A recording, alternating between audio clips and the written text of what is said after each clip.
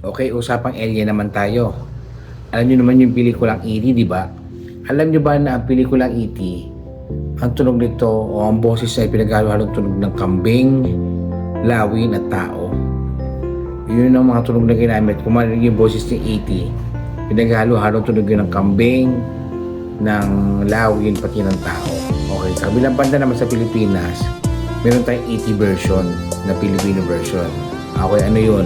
Ito yung Koke noong 1997. Kung maalala nyo, ito ay pinagbidahan ni Carlo Aquino. Okay, ginawa ito ni Direk Romy Susara.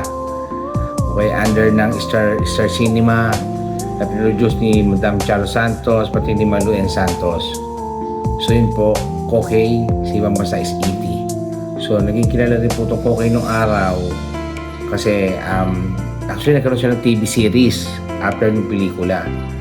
So yun po, yun muna po sa ngayon and salamat po.